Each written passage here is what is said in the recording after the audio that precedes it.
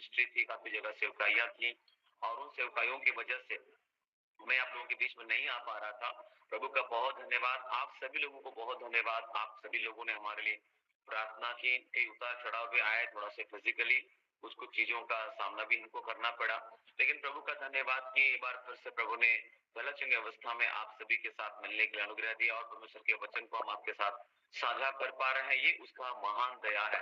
हम उसकी स्तुति करते हैं, उसकी बड़ाई करते हैं। वास्तव में अद्भुत युक्ति करने वाला वो परमेश्वर है।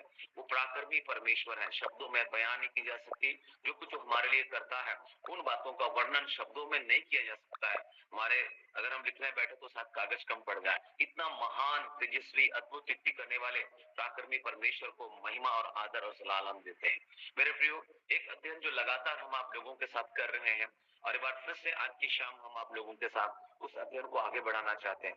जो हमारे साथ नहीं जुड़े हैं, शायद आपको मेरा ये अध्ययन समझ में ना आए और अगर आप पिछले अध्ययन को आप देखना चाहते हैं, सुनना चाहते हैं तो आप YouTube चैनल पर आप जाएंगे। अगर आपने अभी तक हमारे इस चैनल को सब्सक्राइब नहीं किया है, ये केवल संदेश को सुनने की है।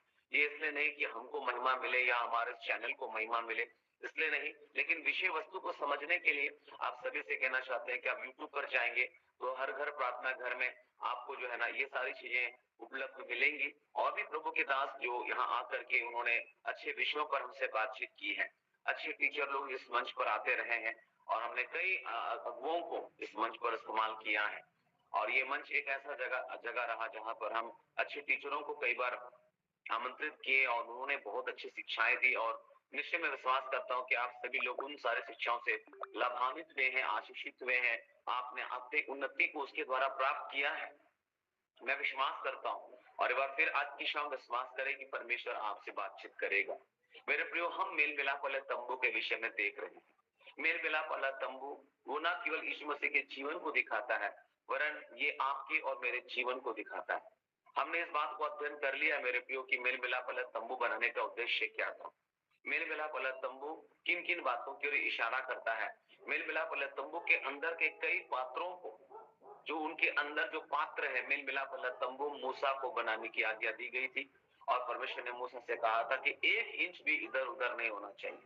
जो नमूना मैंने तुमको दिखाया उसी नमूने के आधार पर इसको बनाना, क्योंकि मेल मिलाप वाले तंबू में भविष्य छुपा हुआ था और एक तरह से वो भविष्य सूचक घड़ी था मेरे प्रियो। और इसलिए अगर आप इन रहस्यों से वाकिफ हो जाएंगे तो आप जब निर्गमन या लय व्यवस्था की पुस्तक पढ़ेंगे और जहां मेल मिलाप वाले तंबू के बारे में परमेश्वर ने शिक्षाएं और आज्ञाएं दी, तो आप उसको आसानी से समझ पाएंगे कि वास्तव में परमेश्वर ने उसे इस तरीके से बनाने की आज्ञा क्यों दी या उन वस्तुओं से बनाने की आज्ञा क्यों दी, वो पात्र क्यों लगा।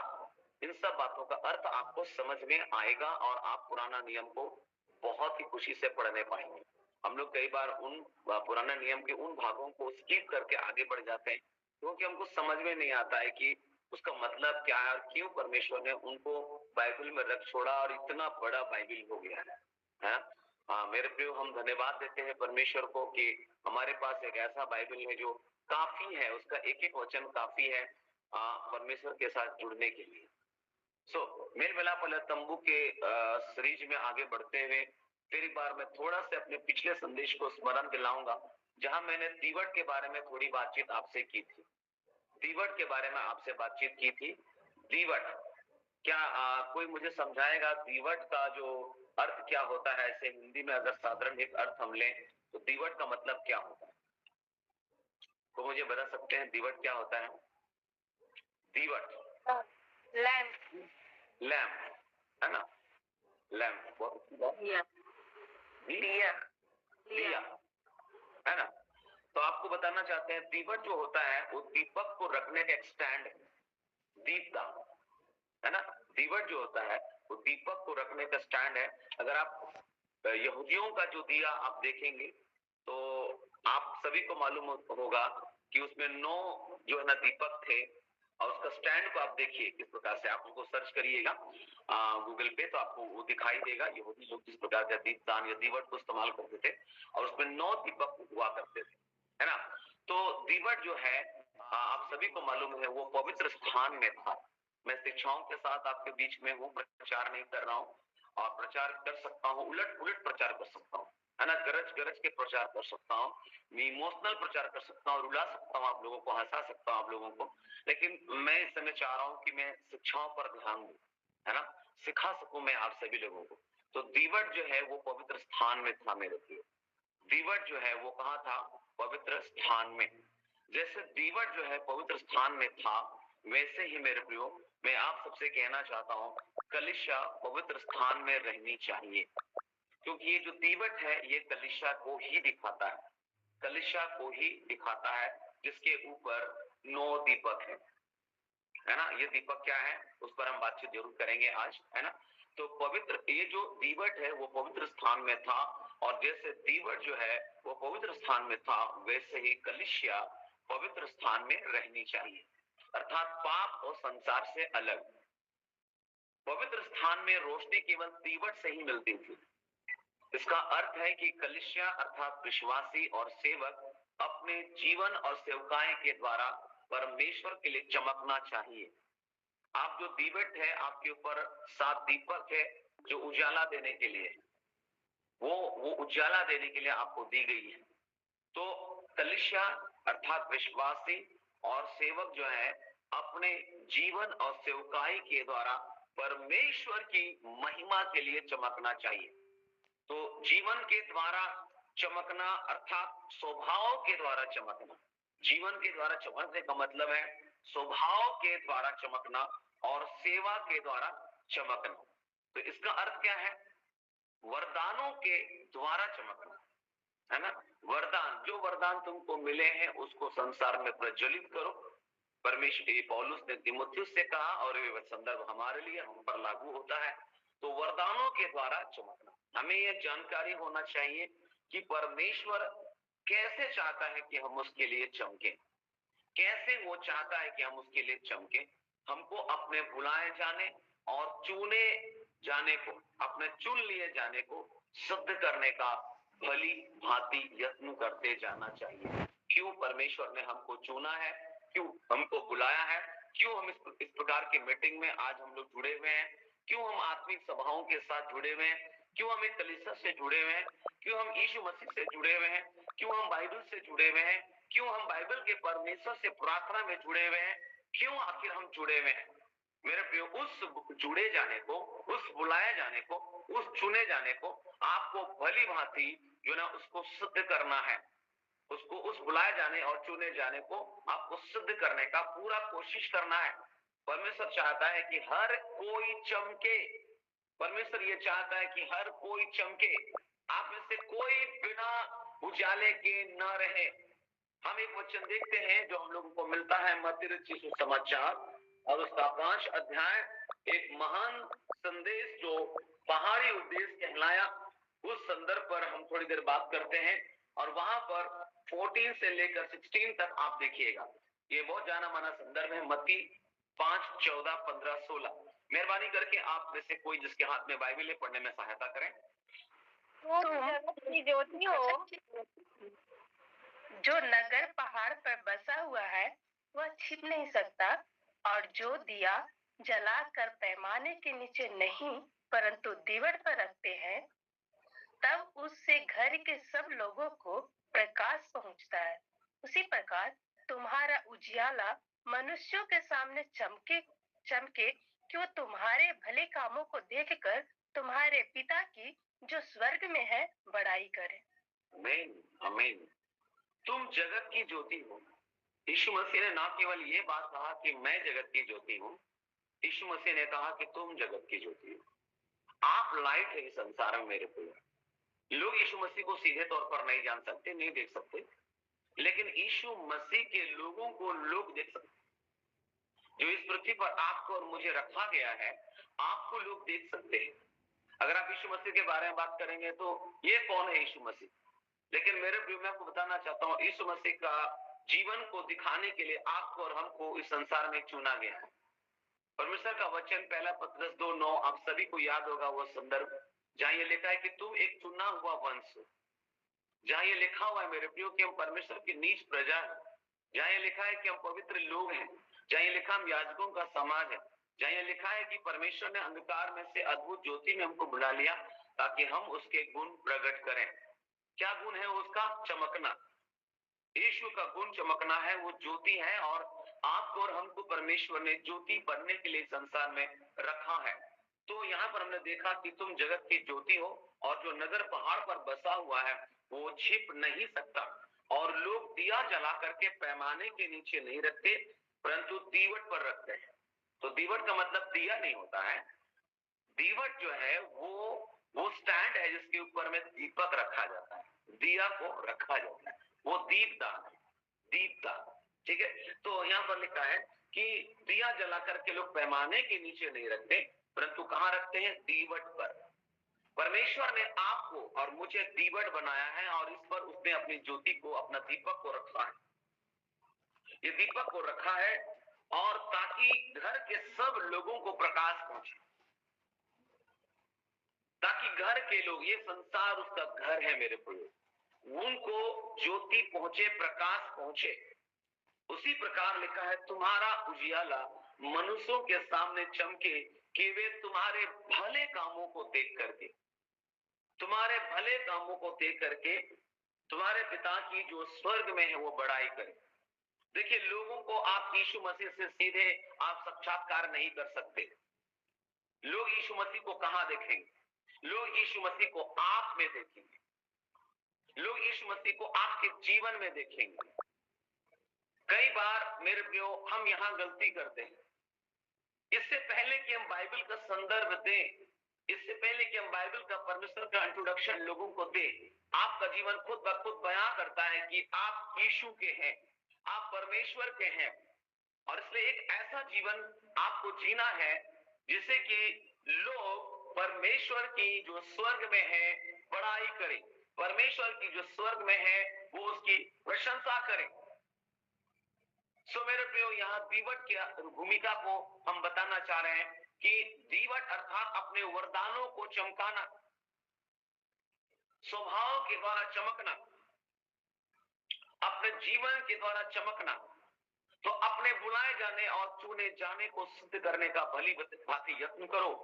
परमेश्वर चाहता है कि हर कोई चमके, परंतु परमेश्वर ने हर एक को अलग अलग सेवकाई और अलग अलग काम दिए हैं, अलग अलग सेवकाई और अलग अलग काम दिए हैं। सब एक तरह का काम नहीं कर सकता। कई लोगों को स्वप्न और दर्शन देखने का वरदान है, ये हर कोई से नहीं होगा मेरे प्रिय। दानियल और यूसुफ अगर स्वप्न देखा करता था, इसका मतलब ये नहीं है कि दानियल और यूसुफ की श्रेष्ठ है और एलिया कुछ नहीं है और एलिशा कुछ नहीं है, ऐसा हम नहीं बोल सकते। परंतु परमेश्वर ने हर एक को सेवकाई का अलग अलग भाग दिया है। कुछ लोग प्रचार करते करते किसी विषय पर जान लेते हैं, भविष्यवाणी करना शुरू कर देते हैं।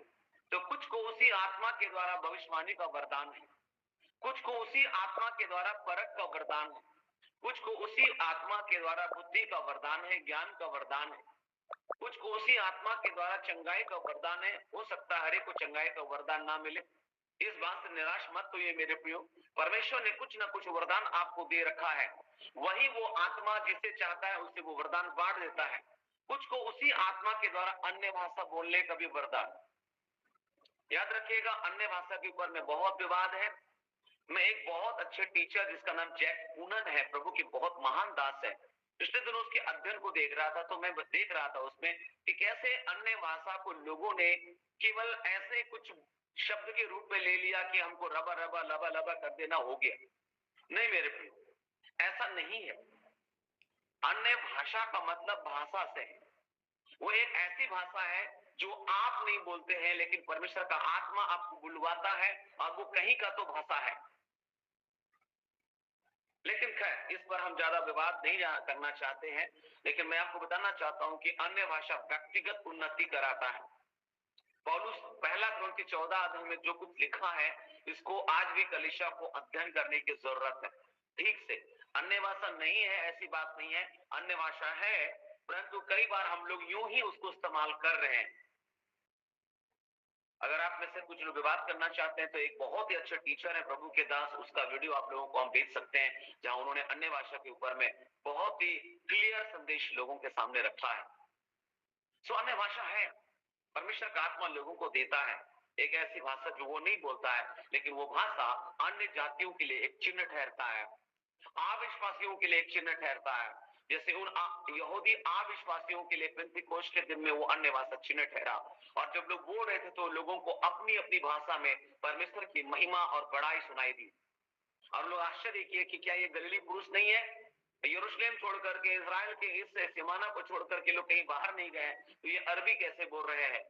ये यूनानी कैसे, ये जो ना अरब देश के भाषा कैसे बोल रहे, एशिया के भाषा कैसे बोल रहे, ये लोग इलामी कैसे बोल रहे हैं, और भी कई भाषाएं जो बाहर इज़राइल के बाहर बोली जाती थी, उन सारे भाषाओं से वो प्रभु की महिमा कर रहे थे 120 लोग। बड़ा आश्चर्य हुआ लोगों को। ये ये पवित्र आत्मा का काम है।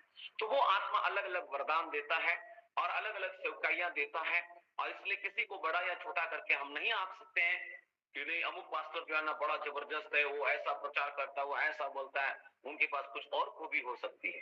तो तुलनात्मक बात कभी ना करें, और खुद में भी कभी मत सोचें कि परमेश्वर ने मुझे ये वरदान नहीं दिया, उसको दिया, मुझे नहीं दिया। नहीं, परमेश्वर ने आपको जरूर कुछ ना कुछ दिया है मेरे प्रिय, आपको कुछ ना कुछ दिया है। उन वरदानों को पहचानिए और उन वरदानों के साथ परमेश्वर की महिमा करिए।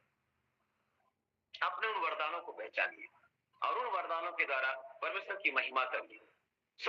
मैं आप सभी लोगों को उत्साहित करता हूं मेरे प्रियो, कि शायद हम लोग कई बार सोचते हैं कि हम लोग बहुत काम कर रहे हैं, है ना? शायद आप हमेशा हमेशा काम करते रहते हो और आपको लगता है कि कुछ प्रतिफल नहीं आ रहा है, कुछ कुछ हो नहीं रहा है। परंतु आप काम करते समय भी यदि आप परमेश्वर के साथ सही है मेरे प्रियो, मैं आपको बताना चाहता हूं, प्रभु आपको गहरे प्रगटीकरण देगा। ये मत सोचते रहिए हाय कब मुझे ये सारे काम से छुटकारा मिलेगा, कब इस बोझ से मैं आजाद होऊंगा। जो कुछ काम भी आपको सौंपा जाता है, प्रभु के सम्मुख उसको बनाए रखते हुए उसे करते रहें। आपका हृदय हमेशा कृतज्ञता और आनंद से भरा रहना चाहिए, और प्रभु के लिए चमकने का यही तरीका है मेरे प्रियो। एक गीतकार एक लाइन को कहता है कि शुद्ध और स्पष्ट प्रकाश से चमकने को यीशु हमें कहता है, रात को छोटी मोमबत्ती के समान जलना, इस अंधेरे संसार में हमें चमकना है। आप अपने छोटे कोने में और मैं अपने, है ना?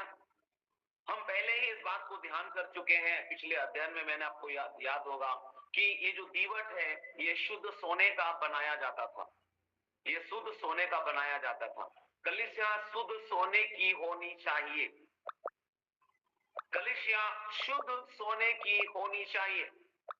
मानवीय बुद्धि, संसारिक महानता या संसार की वस्तुओं से मिली जुली नहीं होनी चाहिए। मेरे प्रियो, मैं आपको बताना चाहता हूं, इन दिनों कलीसिया मानवीय बुद्धि से बन रही है। जो कलीसिया मानवीय बुद्धि और संसारिक महानता से, संसार की वस्तुओं से तैयार हो रही है, वो कलीसिया टिकी नहीं रहेगी, वहां का विश्वास कायम नहीं रहेगा।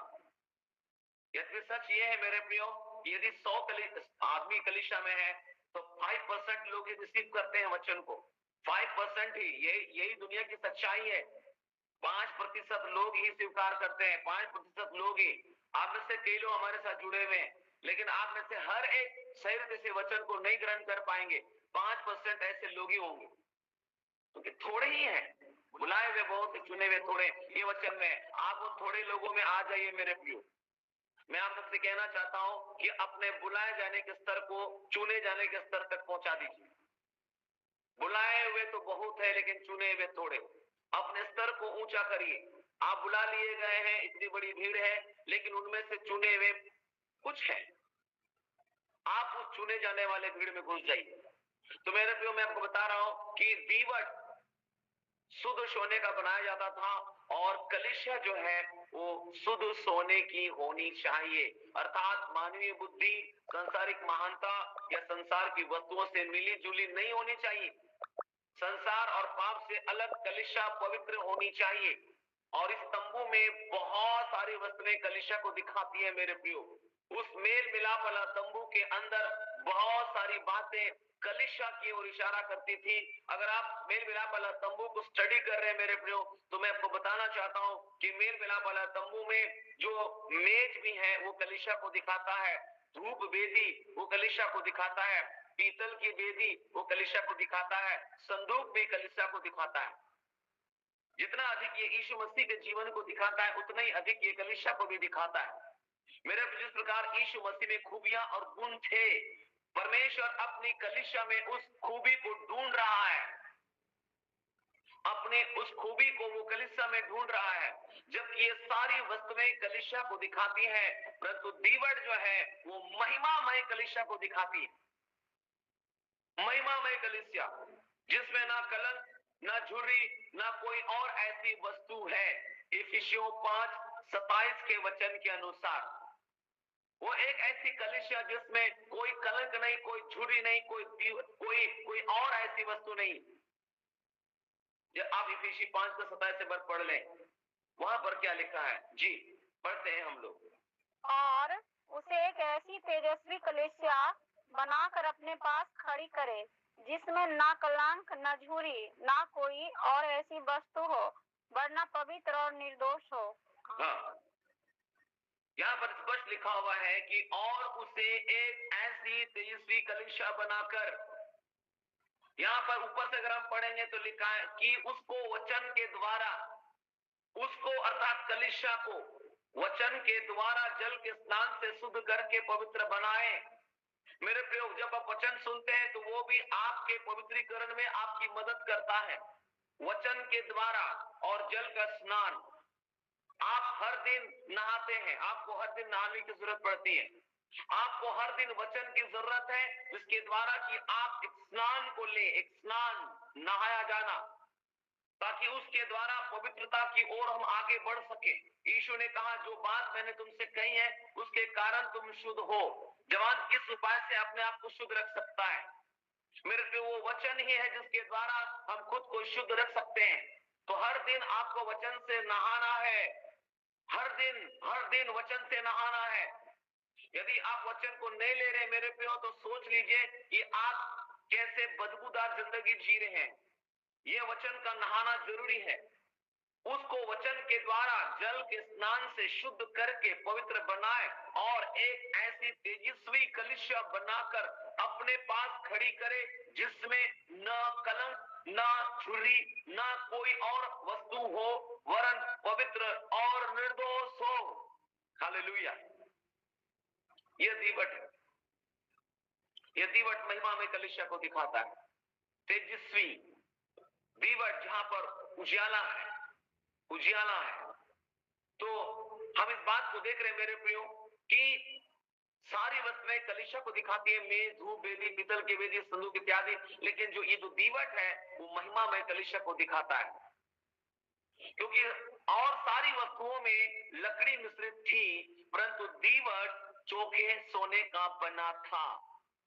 याद रखिएगा, मेज में भी अगर हम देखेंगे तो वहां पर उसमें भी कई चीजें मिली हुई थी, लेकिन जो जो दीवट है वो चोखे सोने का था। संदूक में भी लकड़ी मिक्स था, धूप वेदी में भी कुछ चीजें मिक्स थी, पीतल की वेदी तो पीतल का ही है ना। लेकिन मेरे प्रियो, मैं आपको बताना चाहता हूं, ये जो दीवट है वो बिल्कुल चोखे सोने का बना हुआ था। हमें इस स्तर तक बढ़ना है, हमारा जीवन मानवीय बुद्धि अथवा योग्यताओं अथवा संसार की माया से मिश्रित नहीं होना चाहिए।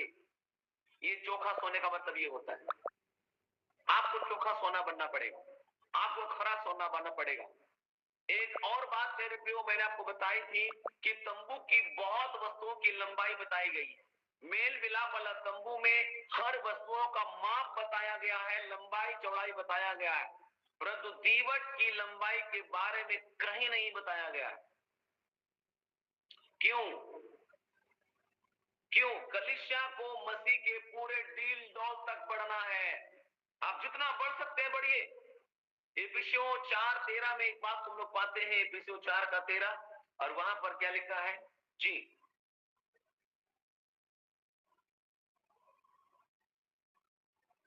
जब तक कि जो मुझे कामत देता है उसमें सब कुछ कर सकता हूँ। नहीं, जब तक की जो पढ़ रहे हैं सिस्टर, हाँ, जब तक कि हम सब के सब विश्वास और परमेश्वर के पुत्र की पहचान में एक न हो जाए और एक सिद्ध मनुष्य न बन जाए और मसीह के पूरे दिल डौल तक न बढ़ जाए, है ना, बस बस रुक जाइए, है ना। यहाँ पर लिखा है जब तक कि हम मसीह के, हम सब के सब विश्वास और परमेश्वर के पुत्र की पहचान में एक ना हो जाएं। ये जब तक की क्या, तब तक की। ऊपर से पढ़ेंगे तो समझ में आ जाएगा कि परमेश्वर ने कलीसिया में कुछ को प्रेरित नियुक्त किया, कुछ को भविष्यवक्ता नियुक्त किया, कुछ को सुसमाचार सुनाने वाला नियुक्त किया, कुछ को रखवाला नियुक्त किया, कुछ को जो है वो उपदेशक नियुक्त किया, जिससे पवित्र लोग सिद्ध हो जाए। पवित्र लोग, ये दीवा खरा सोना का बना है, शुद्ध सोने का बना है, और ये पवित्र जीवन को दिखाता है।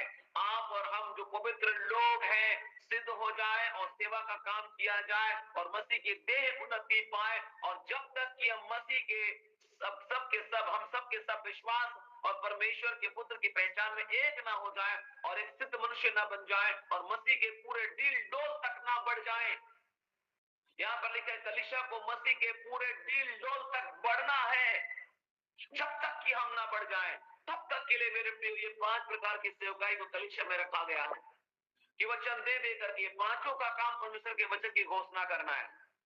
मैं आपको बताना चाहता हूँ ये जो 5 फोल्ड मिनिस्ट्री है, ये 5 प्रकार की सेवकाई, ये पांचों का काम परमेश्वर के वचन के द्वारा परमेश्वर की देह, मसीह की देह को आगे बढ़ाना, उन्नत करना, पवित्रता में शुद्ध करना, ये उद्देश्य है।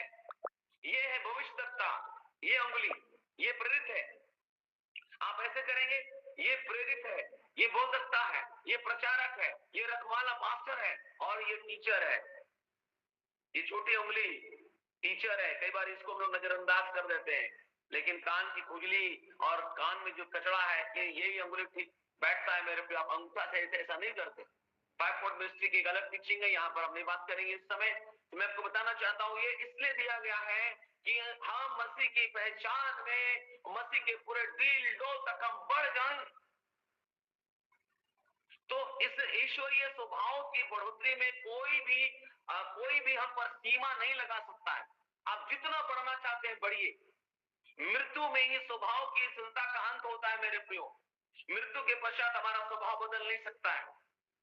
जब तक आप हैं, आपको बदलते रहना है, अंश अंश करके उसमें बढ़ते जाना है, अंश अंश करके उसके स्वरूप में बदलते चले जाना है। तो दीवट का कोई माप नहीं दिया गया, लंबाई नहीं बताई गई है, यानी आपको पूरे मसीह के दिल डोल में बढ़ना है। मृत्यु में ही स्वभाव की सत्ता का अंत होता है। मृत्यु के पश्चात हमारा स्वभाव बदल नहीं सकता है। अनंत में हमारी बढ़ोतरी अलग रीति से होगी मेरे प्रियो, परमेश्वर के ज्ञान में, प्रभु की अनुग्रह में, प्रभु की बुद्धि में इत्यादि। स्वर्ग जाने के पश्चात ही हमें कई सुंदर बातों का पता चलेगा। शायद अभी बहुत सारी बातों का पता नहीं चल रहा है, लेकिन स्वर्ग जाएंगे कैसे? आपको मसीह के पूरे डील डोल तक बढ़ना पड़ेगा। अब कई लोग बिना डील डोल बढ़े हुए स्वर्ग जाने की आशा कर रहे हैं। कब्रिस्तान में डाल देने से क्या स्वर्ग चले जाएंगे? मसीह के डील डोल में आपको बढ़ना पड़ेगा। जो मसीह में मरे हैं उनके लिए आशा है। वर्तमान में केवल हमने स्वर्ग का पूर्व स्वाद चखा है, अभी हम केवल इसका स्वाद संसार में चख रहे हैं। इसलिए परमेश्वर के बच्चे अपने ज्ञान, अनुग्रह, पवित्रता और नम्रता से संतुष्ट मत हो जाए काफी है, ऐसा नहीं। हर समय बढ़ते रहिए। अभी भी हमारे स्वभाव में अत्यधिक उन्नति होनी चाहिए। जब तक आप इस संसार में प्राण देने तक विश्वासी रह, तो मैं तुझे जीवन का मुकुट दूंगा। ये नहीं हमने बहुत जान लिया, अरे तुम अभी कल परसों आए हो, हम बहुत जानते, इस प्रकार घमंड कभी मत रखिए। जब हम सीखने लग जाते हैं, तुम अपने से जो जूनियर होते हैं, जो बाद में विश्वास में आ रहे होते हैं, उनके सामने ऐसा लगता है कि मैं ही सब कुछ हूं। नहीं, अपनी दीनता बरकरार रखें मेरे प्रिय। आप सोच सकते हैं कि स्वर्ग को छोड़कर इस पृथ्वी पर यीशु मसीह आया, उसने लास्ट तक अपनी दीनता को बरकरार रखा, अपनी नम्रता को बनाए रखा मेरे प्रियो। शून्य हो गया। मैं आपको बताना चाहता हूं, सुनने का कई बार कोई मान नहीं होता है, लेकिन इसी सुनने में बहुत कुछ छुपा होता है। तो आपको चमकना है। चमकने के लिए क्या जरूरी है? अभिषेक। हालेलुया। इजरायली लोगों को दीपक के लिए तेल लाने को कहा गया था, और मैंने बातचीत की थी थोड़ा, मैं याद दिला रहा हूं। इजरायली लोगों को तेल लाने के लिए बोला गया, इजरायली लोगों को दीपक के लिए तेल लाने को कहा गया था। लेवियवस्था 24 उसका 2, लेवियवस्था 24 उसका 2। और इसका आत्मिक अर्थ क्या है? आपने वहां पढ़ा होगा लेवियत 24 का, तो फिर एक बार पढ़ लेते हैं उसको। थोड़ा से रिवीजन भी करवा रहा हूं कुछ चीजों को जी। इजराइलियों को यह आज्ञा दे कि मेरे पास उजियाला देने के लिए कूट के निकाला हुआ जैतून का निर्मल तेल ले आना, कि दीपक नित्य जलता रहे। जी, मैंने पिछले अध्ययन में आप लोगों को बताया कैसे कूट करके लाया गया तेल, है ना। फिर एक बार स्मरण दिला रहा हूं, जैतून का तेल कूट करके निकाला हुआ, कूटा हुआ, कुचला हुआ तेल। तो इजरायली लोगों को दीपक के लिए तेल लाने को कहा गया था, और इसका आत्मिक अर्थ है परमेश्वर के लोगों को कलीसिया के लिए बोझ होना चाहिए कि कलीसिया परमेश्वर की महिमा के लिए चमके। और तेल जो है वो अभिषेक का सूचक है, वो तेल अभिषेक का सूचक है। हमारा अभिषेक हमें चमकने में सहायता करता है। आपका अभिषेक आपको चमकने में मदद करेगा। परमेश्वर के द्वारा दी गई सेवकाई हमें चमकना चाहिए। इस सेवकाई में हमको चमकना चाहिए। हम जहां कहीं भी हो, हमारे अभिषेक के अनुसार हमको चमकना चाहिए। आप कलीसिया में हो, घर में हो, आप काम के क्षेत्र में हो, आपको चमकना चाहिए। हालेलुया, आपको चमकना है। हम शुद्ध तेल के बारे में यहाँ पढ़ते हैं मेरे प्रियो। एक बार फिर से रिवीजन करवा रहा हूं संदेश को। इसका अर्थ है जो अपने जीवन में शुद्ध रहना चाहते हैं उनके ऊपर विशेष अभिषेक होता है। जो शुद्ध रहना चाहते हैं उनका अभिषेक विशेष होता है। उजाला देने के लिए कूट कर निकाला हुआ निर्मल तेल चाहिए। हमें निर्मल बनने के लिए कूटे जाना है। मैंने इस विषय को पिछले अध्ययन में आपको बताया था, आप लोग को याद होगा। आपको कूटा जाना जरूरी है ताकि निर्मल तेल निकले। कूटना हमारे अगुओं या किसी के द्वारा भी मिलने वाली डांट या ताड़ना को दिखाता है मेरे प्रियो। और भजन संहिता 141 उसका 5 पद में हमने इस बात को पढ़ा था। और वहां पर क्या पढ़े हमने? भजन संहिता 141 का 5 हमने पढ़ा था इसको जी। भजन संहिता 141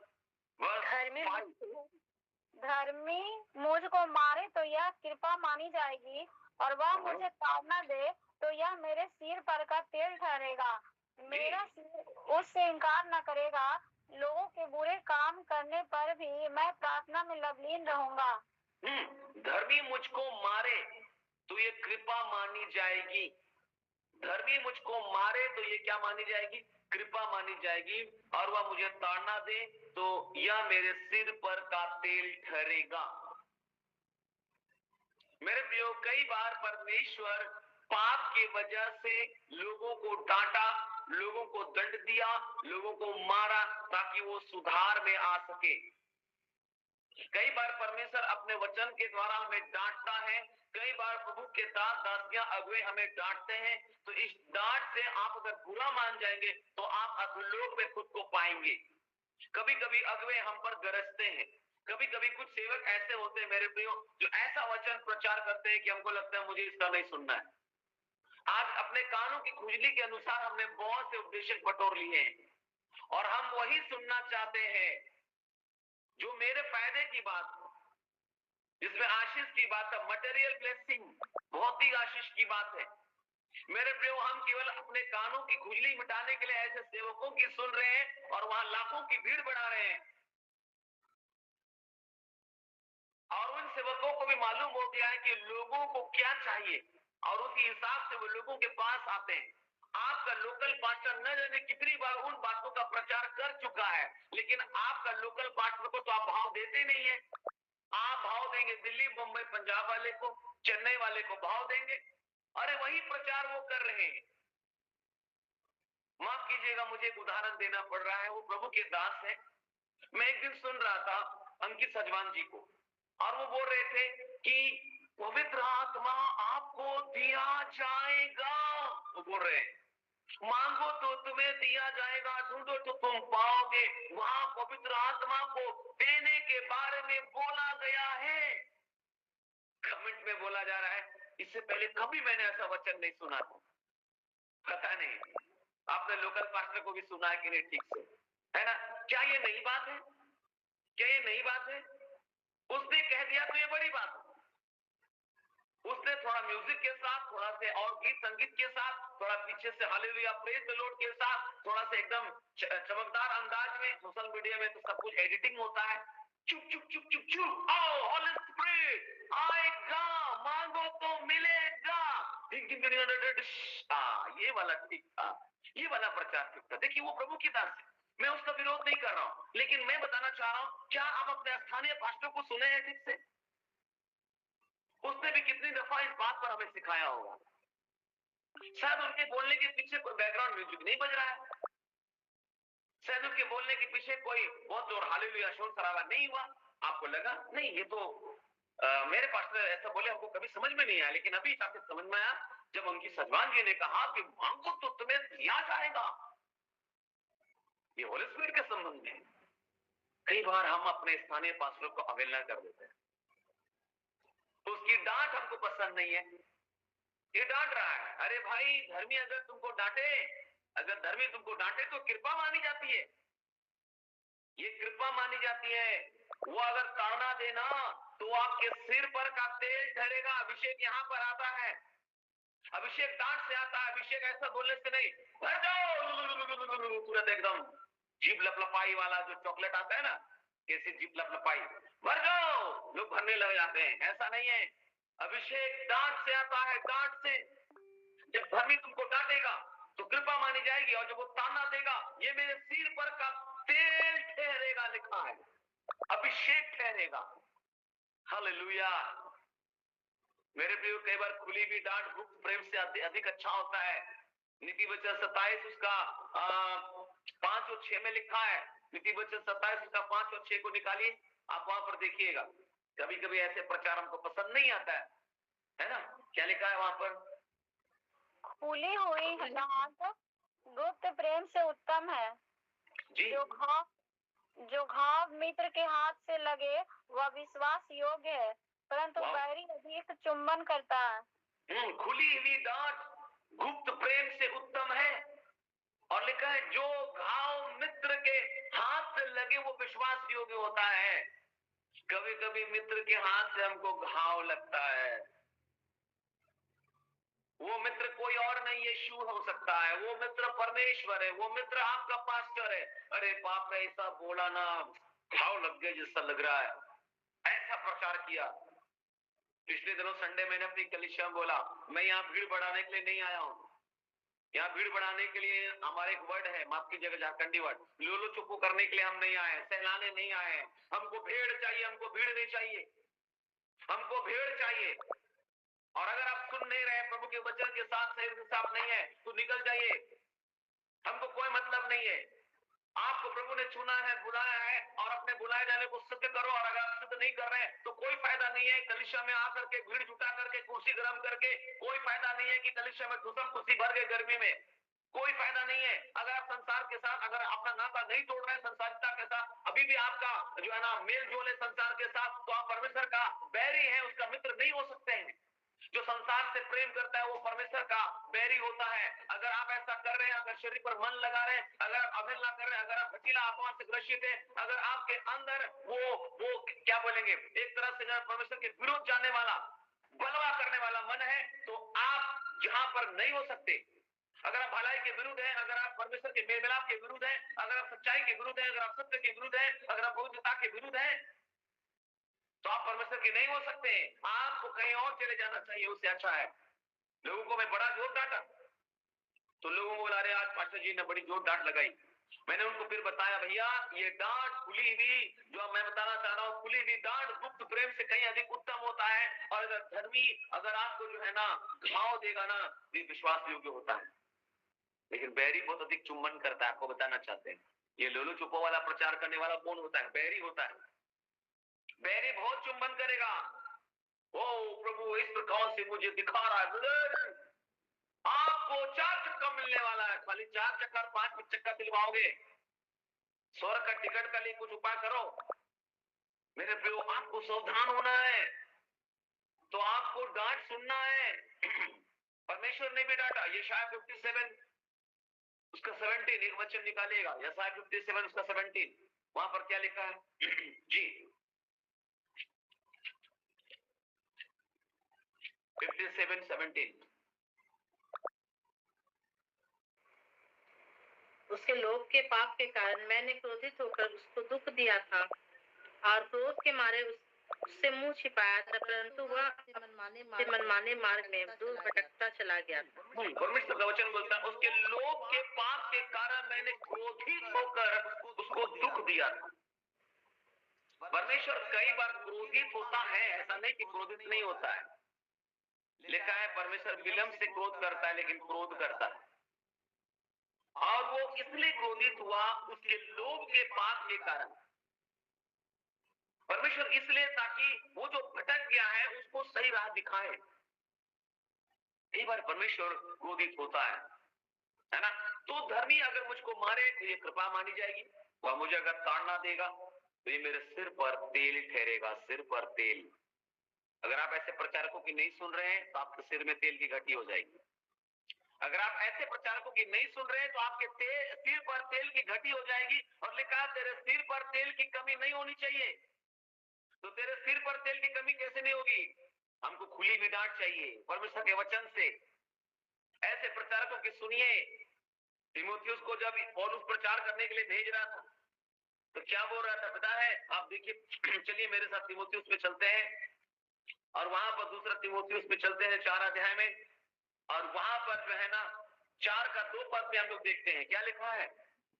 दूसरा तीमुथी 4 का 2 कि तू वचन का प्रचार कर, समय और असमय तैयार रह, सब प्रकार के सहनशीलता और शिक्षा के साथ उलाहना दे और डांट और समझा। बाप रे, डांट और समझा।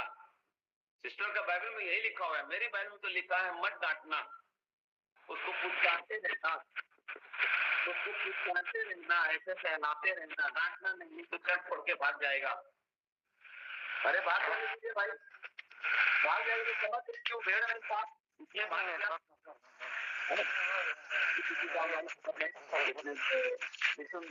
आपका माइक ऑन है। तो हम लोग देखते हैं यहाँ पर कि लिखा है, यहाँ पर उनको समझाया गया कि तू वचन का प्रचार कर। आदेश मिल रहा है इसको, तो रिक्वेस्ट नहीं है, ये आदेश देता हूं। पौलुस बोलता है परमेश्वर और मसीह यीशु को गवाह करके जो जीवित और मरों का न्याय करेगा, उसके प्रकट होने और राज्य की स्तुति दिलाकर मैं तुझे आदेश देता हूं कि तू वचन का प्रचार कर। और लिखा है समय और असमय तैयार रहे, और लिखा है कि सब प्रकार की सहनशीलता और शिक्षा के साथ उल्हाना दे, डांट और समझा। आज बहुत सारे लोग उलाहना देना छोड़कर भाग जाएगा, मेरे कलीसिया छोड़ करके, फिर दान दशमांश कैसे होगा? अरे प्रभु खिलाएगा, क्यों डर रहे हैं? चले जाने दीजिए लोगों को। कुछ लोग विश्वासी लोगों को ये चर्च कभी इधर उछल के वो चर्च, कभी उछल के वो चर्च, जाने दीजिए, उछलने चले मेढक के समान, है ना, कोई फर्क नहीं पड़ता है। मेरे प्रियो, आपको बताना है, डांटना है, क्योंकि ये डांट जरूरी है अधोलोक से बचाने के लिए। ये डांट जरूरी है मेरे प्रियो, क्योंकि ये जो ताना है वो दाऊद कहता है मेरे सिर पर का तेल ठहरेगा, ये मेरे सिर पर का तेल ठहरेगा। तो कष्टों को आनंद पूर्वक लेने से, यह समझते हुए कि प्रभु ने इसकी अनुमति दी है। कई बार कष्ट आएंगे, प्रभु ने कई बार कष्टों को भी अनुमति दिया है। ये हमारे लिए अभिषेक के तेल के समान होगा मेरे प्रियो। हो सकता है कुछ कारणों से प्रभु हमारे जीवन में कष्टों को आने दिया है, और ये आपके सिर पर का तेल ठहरेगा। ये कष्ट, अगर आपके जीवन में ये कष्ट ना होता, ये अभिषेक ना होता प्रार्थना का, आप ढूंढते रहे परमेश्वर को, आप अगर विपत्तियों से ना गुजरते, तो शायद जिस प्रकार का संबंध अभी प्रभु के साथ है कि मुझे और प्रार्थना करना है, और प्रार्थना करना है, और प्रार्थना करना है, अरे दुष्ट हमले कर रहा है, लगातार हमले कर रहा है, अरे बीमारियां बढ़ रही, मुझे और प्रार्थना करना है, ये कभी ये दिल नहीं बोलता मोर मोर मोर मोर, है ना, क्योंकि ये समस्याएं ज्यादा आ रही है ना, इसलिए ज्यादा प्रार्थना हो रही है, ज्यादा कनेक्शन प्रभु के साथ, ज्यादा रिलेशनशिप प्रभु के साथ, और गहरा और घनिष्ठ और अच्छा। इसलिए प्रभु का धन्यवाद हो। कई बार तानाओं की अनुमति इसलिए है ताकि आपके सिर पर तेल की कमी ना हो। आपके जीवन में जो तानाएं हैं, डांट है, कई बार कई चीजों से आप गुजर रहे हैं, कष्ट है मेरे प्रियो, उसको आनंद पूर्वक लीजिए और ये कहिए कि ये अभिषेक का तेल है मेरे जीवन में, क्योंकि हम और अधिक चमकेंगे और ऐसा ही हम और अधिक चमकने लगेंगे मेरे प्रियो। इस पृथ्वी पर हमारा चमकना सीमित है, परंतु अनंत में असली रूप से चमकना आरंभ होगा मेरे प्रियो। अभी लग रहा है कि हम चमक नहीं रहे, लेकिन वास्तव में वो चमक आपके अंदर आ चुका है। इस पृथ्वी पर हमारा चमकना हमारे वरदानों और योग्यताओं पर निर्भर करता है, परंतु अनंत में, इटरनल में जब हम लोग जाएंगे मेरे प्रियो, हमारा चमकना हमारे स्वभाव के ऊपर निर्भर होगा। कुछ लोगों के पास प्रचार करने का, गीत गाने का, साज बाज बजाने का वरदान हो सकता है, परंतु उसकी मृत्यु के साथ उनका चमकना भी समाप्त हो जाएगा मेरे प्रियो। लेकिन अगर आप उस तेल को ले रहे हैं मेरे प्रियो, जो खुली हुई टाट के द्वारा हमको मिल रहा है, ताना के द्वारा मिल रहा है, मैं आपको बताना चाहता हूँ कि आप अनंत काल में जब जाएंगे, आप चमकता हुआ दीपक के समान परमेश्वर के दरबार में, उसके सिंहासन के नजदीक आप होंगे। हालेलुया। प्रकाशित वाक्य 4:5 में हम लोग इस बात को पाते हैं। 4:5 में लिखा हुआ है, 7 दीपक परमेश्वर की 7 आत्माएं करके वहां पर लिखा हुआ है। 7 दीपक परमेश्वर की 7 आत्माएं करके कहे गए हैं। तो परमेश्वर पवित्र आत्मा को परमेश्वर के 7 आत्माएं करके बाइबल में कही गई है मेरे प्रियो, जो उसके मुख्य 7 कार्यों को दिखाती है। ये उनके 7 कार्यों को दिखाते हैं। प्रकाशित वाक्य 4:5 एक बार पढ़ लेते हैं उसको। हालेलुया। उस सिंहासन में से बिजलियां और गर्जन निकलते हैं और सिंहासन के सामने आग के 7 दीपक जल रहे हैं। वो जी। परमेश्वर की 7 आत्माएं हैं। वो दीपक जो जल रहे हैं, बस है ना, वो दीपक जो है जल रहे हैं, वो 7 दीपक जो है 7 आत्माएं हैं। वो 7 आत्माएं परमेश्वर के सिंहासन के सामने जहां आराधना हो रही है, स्वर्ग में बड़ा जोरदार आराधना चल रहा है मेरे प्रियो, और वहां पर देखा जा रहा है कि उस सिंहासन में से बिजलियां और गर्जन निकलते हैं और सिंहासन के सामने आग के 7 दीपक जल रहे हैं, और वे परमेश्वर की 7 आत्माएं हैं। और ये 7 आत्माएं 7 मुख्य कार्यों को दिखाती है।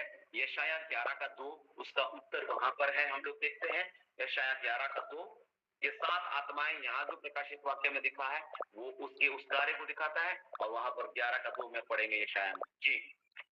यहोवा का आत्मा बुद्धि और समझ का आत्मा, युक्ति और पराक्रम का आत्मा और ज्ञान और यहोवा के भय का आत्मा उस पर ठहरा रहेगा। जी, आप देख रहे हैं यहाँ 7 आत्माएं। नंबर 1 यहोवा का आत्मा, नंबर 2 बुद्धि का आत्मा, समझ का आत्मा, युक्ति का आत्मा, पराक्रम का आत्मा, ज्ञान का आत्मा और यहोवा के भय का आत्मा उस पर ठहरा रहेगा, और उसको यहोवा का भय सुगंध सा भाएगा, है ना। यहाँ पर हम लोग इस बात को देखते हैं, यहोवा का आत्मा, बुद्धि समझ की आत्मा, युक्ति और पराक्रम की आत्मा, ज्ञान और यहोवा के भय की आत्मा, ये सब पवित्र आत्मा के अलग अलग कामों को दिखाता है। इसका मतलब ये नहीं कि पवित्र आत्मा 7 है, पवित्र आत्मा 7 है, ऐसा बात नहीं है। ये पवित्र आत्मा के अलग अलग कामों को दिखाते हैं। यहोवा की आत्मा दिखाती है कि परमेश्वर हमारी आत्मा पर राज्य करता है, यह हमारी आत्मा में विश्राम लाता है। यहोवा का आत्मा, जितना अधिक हमारे अंदर यहोवा की आत्मा होगी, उतना ही अधिक हमारे अंदर विश्राम होगा। तो ये यहोवा का आत्मा, ये विश्राम लाने वाला आत्मा है। बुद्धि की आत्मा दिखाती है कि जितने लोग परमेश्वर से प्रेम रखते हैं, उनके लिए प्रभु ने क्या क्या तैयार करके रखा है, जो आंखों ने नहीं देखा, जो कानों ने नहीं सुना और ना ही मनुष्य के चित्त में चढ़ा, ये सारी बातें पवित्र आत्मा हम पर प्रकट करता है। हालेलुया। अनंत में जो प्रभु ने हमारे लिए तैयार करके रखी है, उन चीजों की जानकारी ही बुद्धि है मेरे प्रिय। समझ की आत्मा दिखाती है कि पवित्र आत्मा भले और बुरे को परखता है, ये समझ की आत्मा।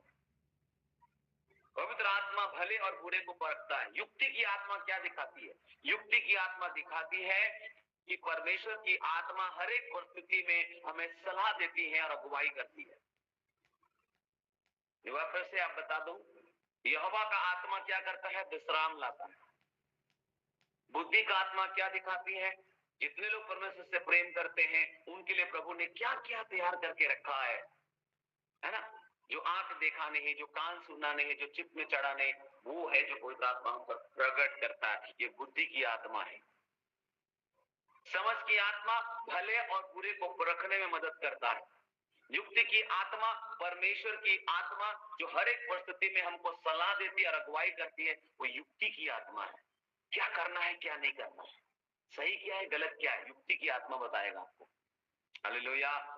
पराक्रम की आत्मा दिखाती है कि जिस परिस्थिति का हम सामना करते हैं उसके अनुसार एक अभिषेक हमारे ऊपर आएगा। पराक्रम का आत्मा, जो परिस्थिति का हम सामना कर रहे हैं वो पराक्रम की आत्मा के द्वारा आपको मेरे पे उस परिस्थिति से लड़ने के लिए योग्य बनाया जाएगा, पराक्रमी बनाया जाएगा।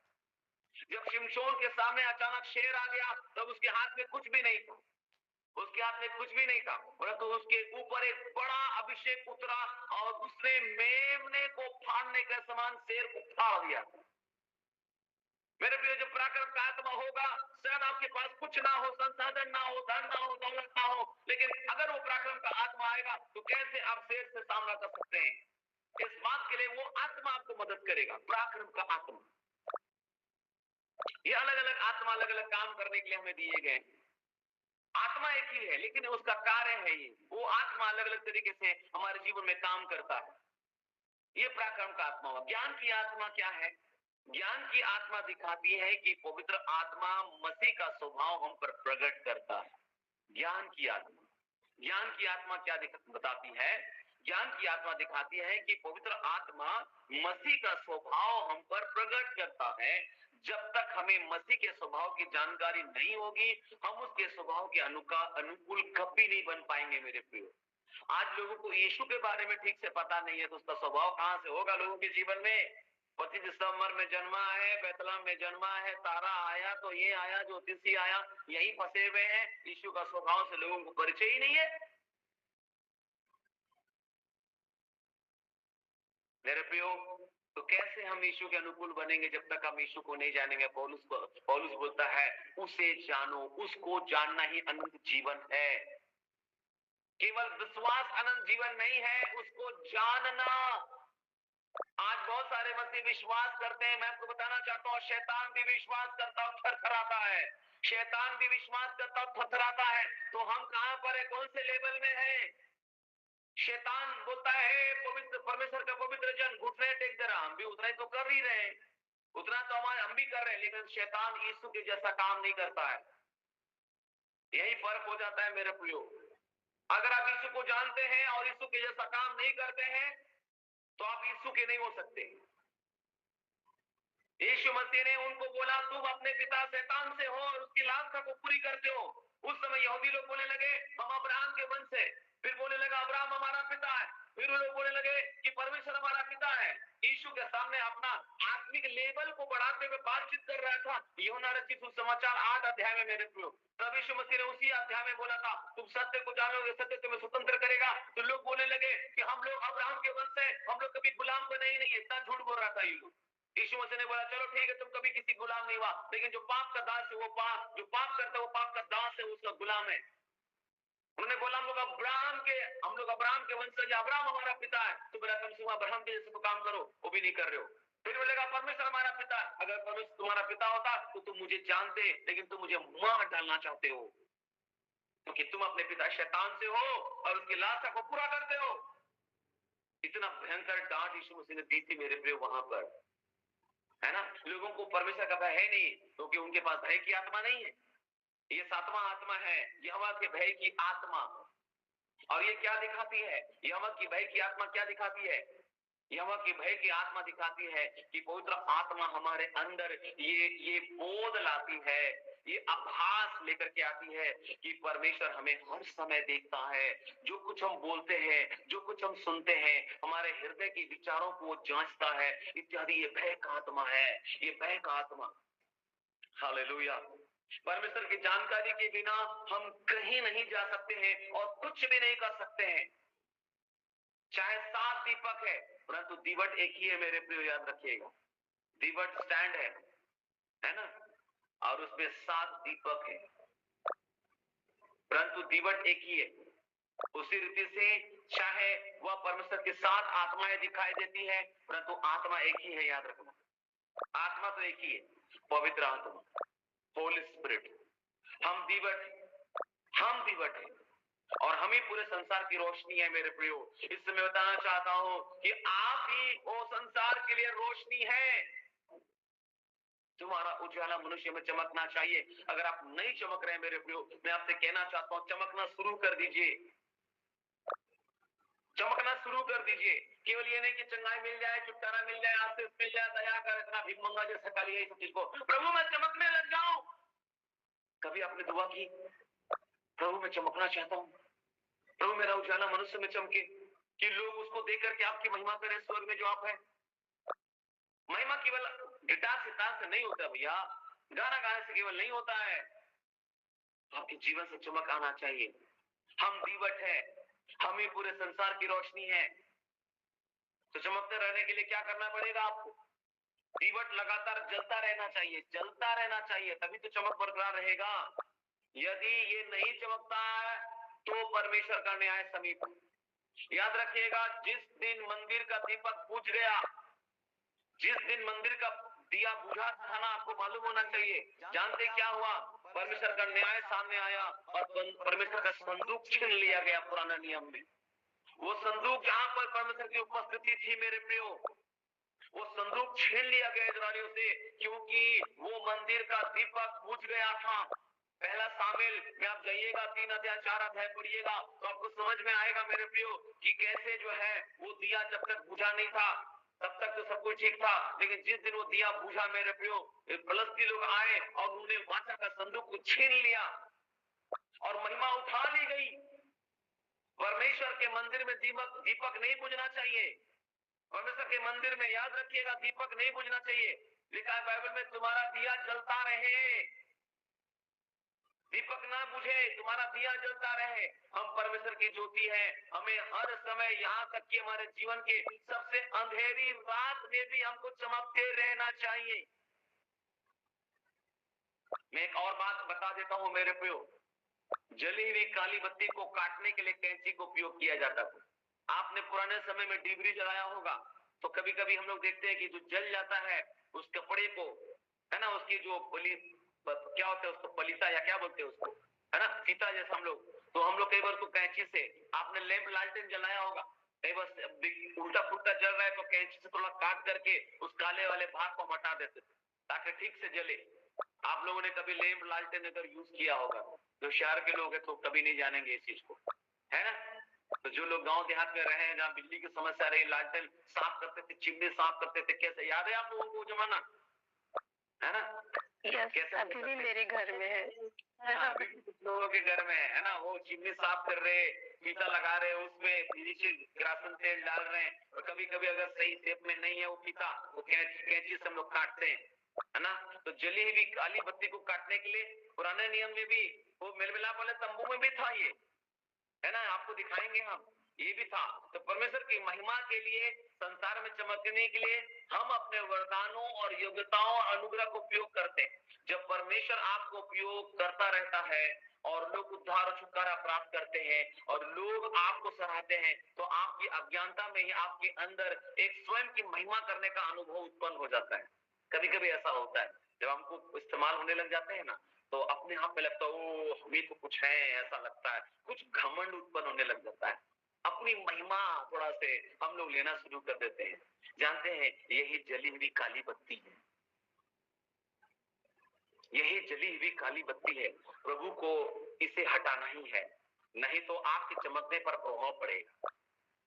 जब हम लोग काला वाला को ठीक से हटा नहीं देते हैं ना, तो देखिए अगर लालटेन धुआं ज्यादा देने लग जाता है, चिमनी जल्दी से काला हो जाता है ना, चिमनी जल्दी से काला हो जाता है, ठीक से धुआं भी, ठीक से उजाला भी नहीं देगा, धुआं धुआं होगा सारा चीज, ठीक है।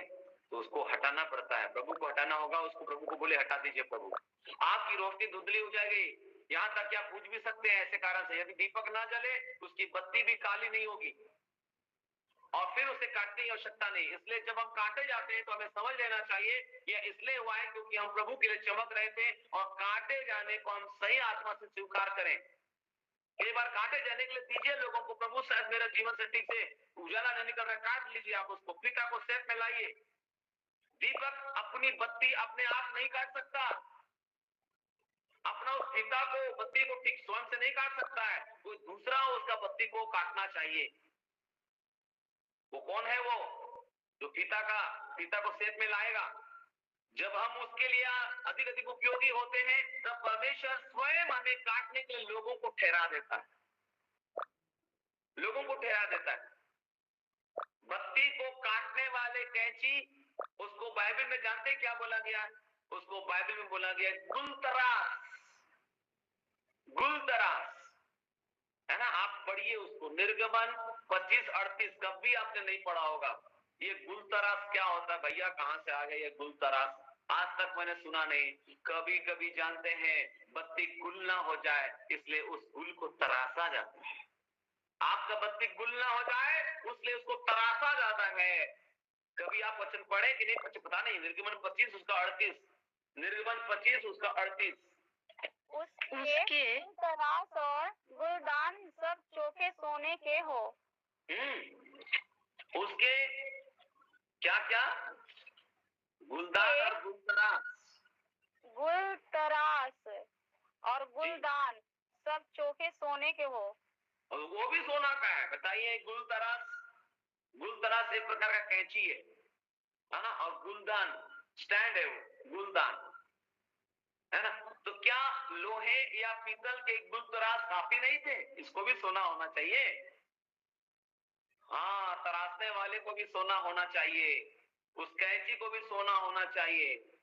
मेरे प्रियो, आखिरकार उससे तो बत्ती ही ना काटते हैं, लेकिन उसको भी सोना होना चाहिए। गुलतरास क्यों? चोखे सोने के ही गुलतरास बनाने हैं। क्यों? क्योंकि ये गुलतरास परमेश्वर के संतों को दिखाते हैं। डांटने और सुधारने की सेवा उनकी है, इसको भी सोना होना है। भैया खरा खालक है, विश्वासी को देखना चाहते हो, खुद को भी तो खरा होना है ना। डांटने और सुधारने की सेवा इन संतों की है, और इस गुलतरास को जो संत लोग हैं जिनको डांटने और सुधारने की सेवा दी गई है, इनको भी सोना का होना है। अच्छे अभिप्राय और निस्वार्थ उद्देश्य से हमें दूसरों को छांटना या सुधारना चाहिए। उदाहरण के लिए, यदि आप किसी को इसलिए डांटते हैं क्योंकि उसने आपकी सहायता नहीं की है, तो ये स्वार्थी सुधार होगा, याद रखिएगा। कभी कभी कुछ लोग ये हमसे ज्यादा स्नेह प्रेम नहीं रखता, मेरी मदद नहीं की तो डांट रहे हैं। नहीं, ऐसा डांट नहीं चाहिए। आपका उद्देश्य ये होना चाहिए कि उस व्यक्ति की बत्ती ना बुझे। कई बार प्रचारक अगर प्रचार कर रहा है, मेरे को डांट रहा है तो इसलिए कि हमारी बत्ती ना बुझे या रोशनी कम ना हो, ताकि वो और भी अधिक रोशनी दे। आपका उद्देश्य उसे निराश करने का नहीं होना चाहिए। अगर आप किसी को गुलतराश होकर के किसी की बत्ती को ठीक कर रहे हैं मेरे प्रियो, तो उसका उद्देश्य होना चाहिए कि वो और चमके, वो और उजाला दे। प्रभु ने आपको और हमको भी गुलतराश के रूप में रखा है। अपने सेवक को पहचानिए मेरे प्रियो। जली हुई बत्ती को काटने के पश्चात रात को गुलदान भी इकट्ठा करना चाहिए। गुलदान में इसके ऊपर बत्ती को दीवट को रखा गया है। गुलदान में यदि गुलदान तैयार नहीं होंगे तो राख नीचे जमीन पर गिर जाएगी। गुलदान भी चोखे सोने के बनाए जाते थे। यह इस बात को दिखाता है मेरे प्रियो कि जब हम दूसरों को काटते हैं तो हमारा हृदय शुद्ध होना चाहिए।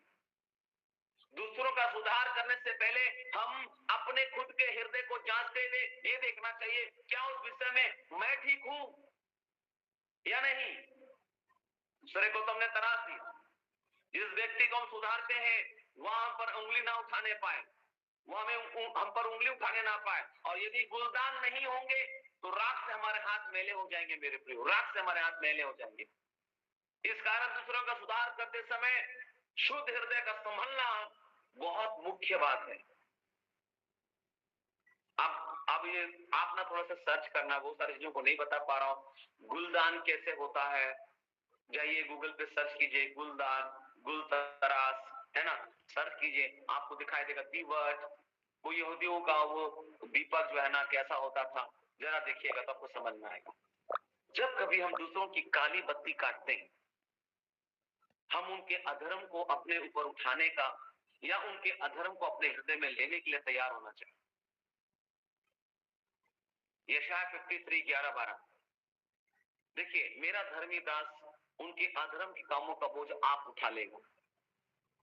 दूसरों में हम जो भी गलती देखते हैं उसे प्रेम से उठाने के लिए हमें तैयार रहना चाहिए। कई बार हम सहते नहीं है मेरे प्रियो। मैं बताती है, एक दूसरे का भार उठाओ। भार उठाने का मतलब ये नहीं कि उसके बच्चे का पढ़ाई लिखाई हम करा देंगे, उसका सारा धन पैसा उसा हम वो नहीं बोला जा रहा है। हम प्रेम से ऐसे लोगों को ऊपर उठाएं। जिस व्यक्ति में कुछ गलतियां देखकर तुरंत ही उसको हम ना सुधारें, तो पहले उससे प्रेम रखें मेरे प्रियो। सीधा मत, ऐसा नहीं कि आप तुमने ये किया वो किया, पहले उससे स्नेह करें, उससे प्रेम करें, तब आप उसको सुधारना भी जान सकेंगे। जिस व्यक्ति को आप सुधारते हैं, यदि वो जानता है कि आप उससे प्रेम रखते हैं, तो वह स्वेच्छा से सुधार को स्वीकार कर लेगा। नहीं तो वह आपके और आपकी सलाह के विरुद्ध बर्बाद कर सकता है। वह अन्य आज्ञाकारी होते हुए पहले से भी अधिक बुरा काम कर सकता है। हमको डांट रहा है, गुस्सा करेगा। यदि आप किसी व्यक्ति से प्रेम नहीं रखते हैं, तो चाहे उसमें कुछ गलतियां पाई जाए, परंतु आपको उस व्यक्ति को सुधारने के लिए कोई ईश्वरीय अधिकार नहीं, अगर आप प्रेम नहीं रखेंगे। कुछ लोग काली बत्ती काटते ही रहते हैं, परंतु उनके हाथ में गुलदान नहीं रहता है। गुलदान भी होना है, ताकि जब आप काटे तो गुलदान में राख गिरे। वो जो राख है गुलदान में गिरे। तो देखिए, काट रहे हैं तो कहाँ गिर रहा है? जमीन में तो नहीं गिर रहा। कैंची और गुलदान दोनों के साथ साथ हाथों में रहना चाहिए। बाइबल में वहां पर आपने देखा कि गुलतराश और गुलदान वो एक साथ है ना।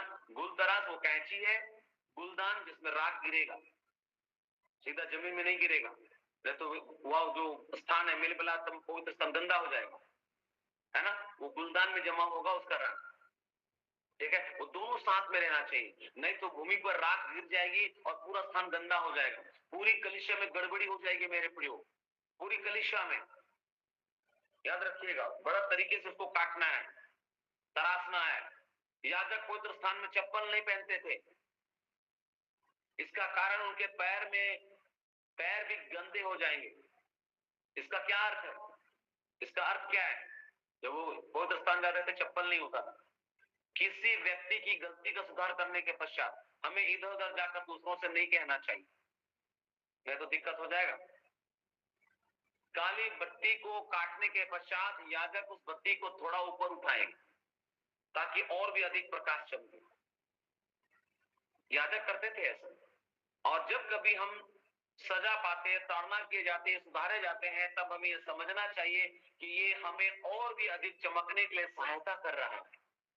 याद रखिएगा, जब हमको लग रहा है कि ये ताड़ना है, हम सुधारे जाने के लिए हमको किया गया है, हमारे जीवन में कुछ बातों की अनुमति दिया गया है, ये आपको और चमकने के लिए सहायता कर रहा है। परमेश्वर हमें ऊपर उठा रहा है। जब कभी हम सुधारे जाते हैं, हमारे आत्मिक पदोन्नति होती है। याद रखिएगा, काली बत्ती का जितना अधिक भाग काटा जाता है काली बत्ती का, उतना ही अधिक बत्ती को ऊपर भी उठाया जाता है। जितना हम लोग काटेंगे तो फिर ऐसे करके लैंप में ऐसे उठा देते हैं, हम लोग काट देते हैं फिर उठा देते हैं ताकि और अच्छे से वो जले।